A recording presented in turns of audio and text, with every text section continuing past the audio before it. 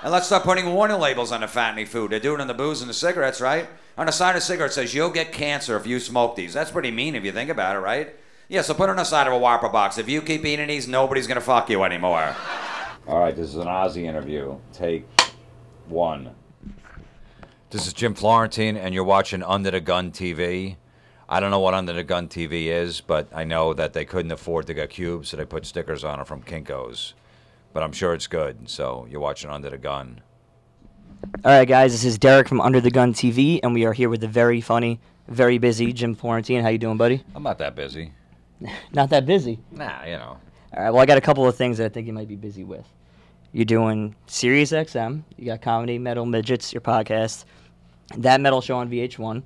You got a 3-year-old son. Yeah. How do you juggle all this shit? And touring, doing stand-up. And doing stand-up. And writing a book. And writing a book. Yeah. No, I am. It's the podcast is the toughest one for me to do. Well, and plus the TV show, we do it once a week now. We tape that metal show in New York. So every Tuesday we tape a new episode.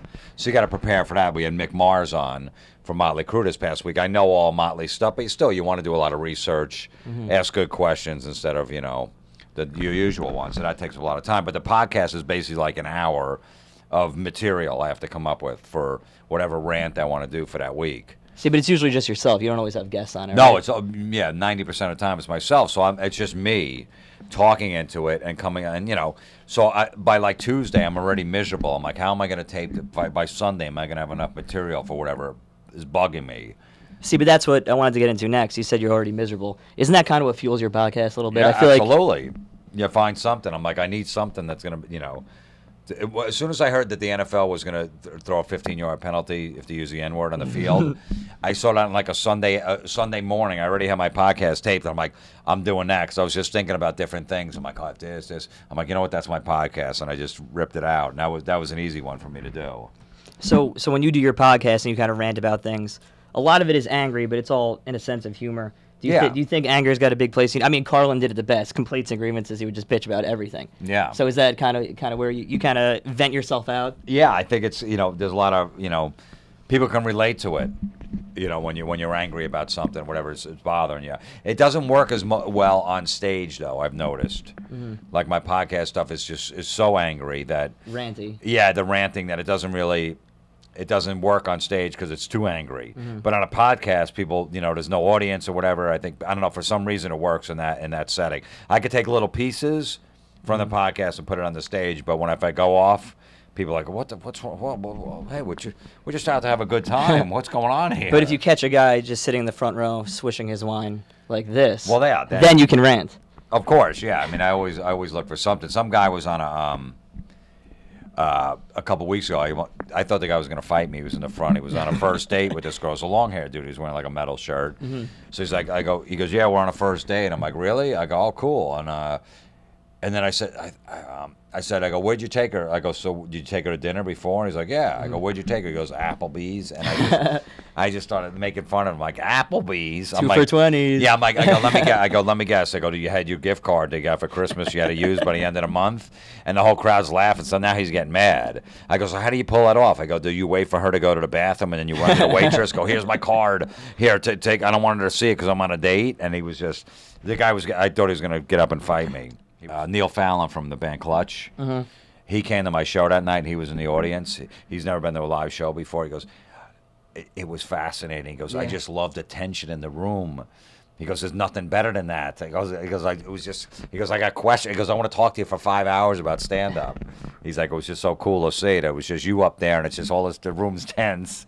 Well, that's what you had said on your podcast that one of the guys loved the awkward anger and then your silence in between. Yeah, the silence. Yeah, in between, because some of that stuff really just deserves, silence. When people put these dumb Facebook posts up or whatever, when people write, at the end, good night, Facebook, that deserves like 10 seconds of silence, because like, what do you say to that? I've got a couple things that I've noticed from your stand-up, from O&A, from your podcast, just a couple of notions that I really agree with you on. Okay. Men who obsess over man caves are total assholes. Well, I don't know, Maybe not total. No, people always get mad at me if I don't like something. I'm like, if I don't like it, that doesn't mean, so I'm not mad at you. Yeah. You know what I mean? People take it so personally, whether it be a man cave or fantasy football. I'm like, it's just not my thing. Like my wife's like, look, you know, we have this big basement. You could do whatever you want. You could put stuff. I go, I don't need to. I was like, no, you can if you want. I don't care. You know, upstairs will be. I go, look. I go, I'm a big Dan Marino fan. I don't need to put a poster on the wall to walk by and go, oh yeah, I used to like that guy. See, but I could laugh at that, but all my walls are covered in autographed concert posters. But that's okay. No, that's cool. But I can laugh at it too, because I know it's like, that's my obsession. No, but when I was, I remember years ago, I had all albums on my walls, covered my whole, you know, the coolest album covers, the Sabbath, Van Halen ones, and shit like that. And I had them in plastic bags, and some were signed and stuff. So it's all good. But yeah, but I just like them. I think I like it because people get angry about it. They get mad because they have a man cave and they can't understand why I don't like it. I think the best rant that I've ever heard you go on is the whole not every kid needs a trophy for participation kind of thing. Yeah, I got to go back and listen to that one because I was kind of... You're right, though. It's desensitizing everyone, and no one knows how to stand up for themselves. No, everybody gets a trophy and all this stuff, and you're not allowed to say... And then when they don't get the job, like you said... They're not allowed to win and lose. Like, there's no... My nephew's T-ball, there's no winners or losers in the game. Like, what is that? How is that going to mess up a kid that isn't get a trophy? That they came in second or third place in Little League. I played Little League. I played football, all that stuff. We never won once. It didn't bother me. I'm like, all right, well, fuck it, what are you going to do? I'm 15 years old. As soon as the game's over, I'm going to fucking go smoke pot in the woods with my friend and go fucking buy Hustler magazines. Exactly. So I don't give a shit. The season's over, whatever. We lost. Who cares? That also contributes to that whole sense of entitlement that you have to deal with hecklers when they get older. Oh, always. The drunken, crazy white lady in the crowd. That entitlement probably grows from when they're younger and getting handed trophies for doing nothing. Well, yeah, probably. But you see it. You see it when you go to a restaurant, when you're out, when you're at the movie theater, wherever you are. You see the woman that, you know, wants it. It's not going her way that night, and she wants, I want to see a manager. I'm not paying. I don't like this service here. I don't want this table. I called at 6:30, and so what if I showed up at 6:50? I want my table. All of that stuff. You know, it's too bad that goes on. But you know, I shut it down when they do it in the crowd. I go, Miss. I go, I'm not trying to fuck you, so you're gonna have to shut your mouth. If I was trying to get in your pants, I'd be really nice to you, and I'd let you yell shit all the rest of the show. But I got no vested interest in you. Fair enough. Your last podcast was called Put Down Your Phone and Live Your Life. And that couldn't have come at a more perfect time for me because I've got one friend who will not stop with the phone.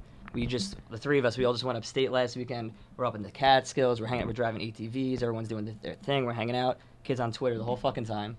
At the end, we're cleaning up. He's Swiffering, and the phone's plugged into the wall. And he's trying to mop the floor.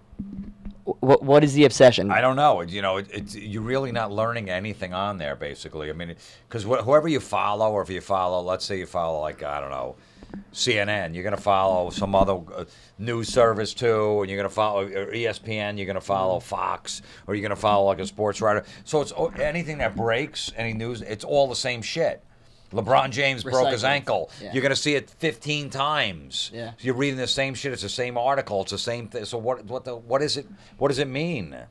I think it's the notion. I keep it to an hour a day. Yeah. An hour a day. I time it. I'm like, I'll get up in the morning. I'll see if anything's going on, whatever, and then maybe later in the afternoon, and then maybe at night before I go to bed. I'll go. But other than that, I'm not fucking wasting my time because I realized it was. Yeah. It's a big waste of time. Like, think about it. If LeBron James broke his ankle tonight. Okay. And you nobody's looked at their phone for like the last 5 hours.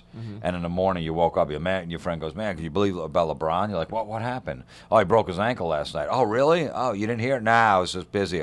Oh, so you got the news then. What's the difference? Nothing. You know what I mean? Like, what's the difference? Hours. Yeah, 10 hours. But what, is that guy better than you because he got that news first? Here's another thing I want to get your opinion on. I don't know if you've tackled this on radio or through your podcast or anything, but O&A were going off about this recently, and I know you're good friends with them. The whole notion of the political correctness, but not only the political correctness, but the grand apology that has to come after, and all these anchors and their public apologies and this and that. Do you think it's a slippery slope that as soon as you don't stand your ground once, it's just going to be fucking dominoes? And I mean, have you ever been asked to apologize for something you've said? Would you ever? You know, it depends. Probably not. But I mean, you know, the thing is, it's just a joke. Nobody means it. Nobody means anything by the apology when they do something like that. So it's, but if someone's got a TV show and they're going to lose it, like Tracy Morgan when he did those gay jokes, which is a joke. I mean, he's on stage. You can't even do it on stage anymore. Yeah. you know, he's on 30 Rock. He's got a fucking, you know, movie career and all that stuff. He's got to think about it. Do I just go, all right, I'm sorry, and I'm going to go do, you know, sensitivity training, and I got my career? You know, it's Otherwise, it just gets swept from under you. right, and he's got, you know, 4 kids. He just got divorced, so I don't, you know, you got to make that decision. Yeah. But the thing with this stuff is it all blows over in like 2 days.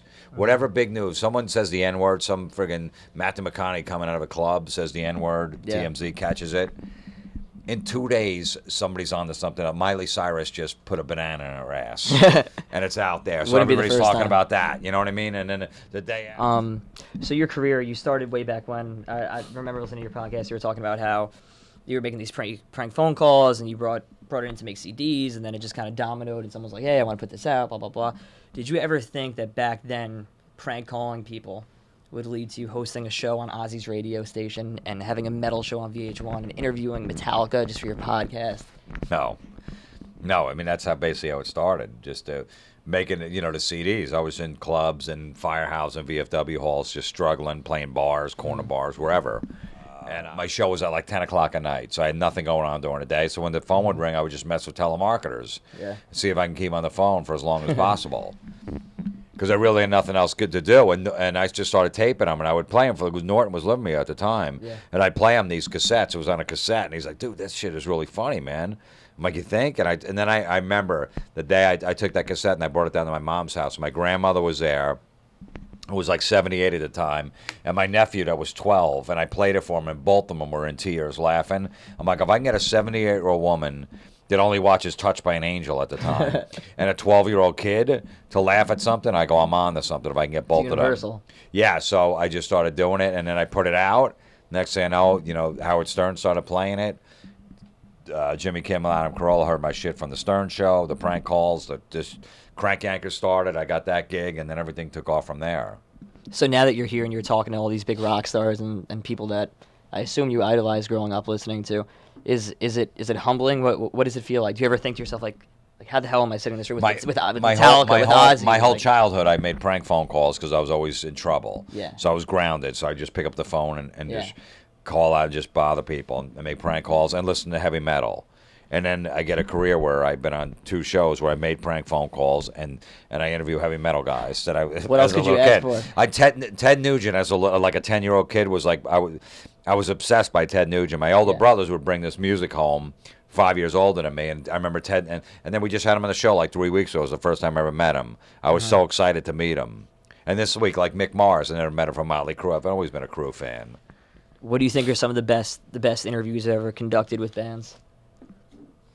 Lars is always good from Metallica. He's always honest. He doesn't, you know, just says, hey, man, let's put the mics on and let's talk. He doesn't, there's no restrictions. Is he one of those guys that you're comfortable enough with that you could just shoot the shit and hang out? Absolutely. Lars knows music. He's amazing. You know, he's unbelievable at the stuff he knows. So even if you don't want to talk Metallica, you could just talk old school music and everything. Now he's a great interview. You know, Dee Snider's coming on the show. We've had him on before. Dee's got a great sense of humor.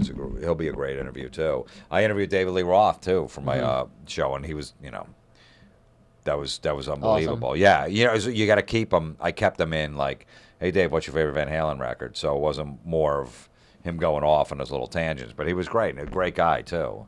I remember when you were talking about Motley Crue, how they announced that they were doing this one last big tour, and you were like, all right, you got like Priest, Maiden, Sabbath. They got probably a couple of years left in them. Maybe Motley got a few more after that. And you said there's a couple bands that play kind of arenas. What's going to happen to metal in the next 10 years? What do you think? Know. I don't know. I mean, I don't know. You know, Avenged Sevenfold will probably be, you know, an arena band. Yeah. They're pretty close right now. But other than that, the Foo Fighters, but they're more hard rock. They'll be an arena band for the next 10 or 15 years. But other than that, I don't know. I mean, you know, Slipknot, but they haven't done anything. Yeah. You know, and they got some problems. I know they're working on a record, but other than that, I don't see any other band. It's not going to be arenas anymore unless they have to do like a 5-6 band package. Yeah. That's the only thing they're going to be able to do, and even then, I don't know. I mean, so with all the different things that you've done between prank call albums, stand-up comedy, Sirius XM radio show, TV metal show, podcast, at the end of the day, are you just a stand-up comic at heart? Like, if you had to give everything up except for one, what would be the one that sticks there? Stand up. Yeah. Without a doubt, I love doing it. Yeah. There's nothing better than getting up on stage and just saying what's on your mind. And after all these years, And then has trying it changed a for you, new or? joke, trying a new joke and working in front of a crowd. Nothing better. Like tonight, I did that thing about the Lifetime Network about women. Like they're they're not trying to get guys, and some movie about a woman with menopause. You're not going to put a superhero in it. Yeah. And I just did that tonight, and it worked pretty good. So that's like something that I could build on.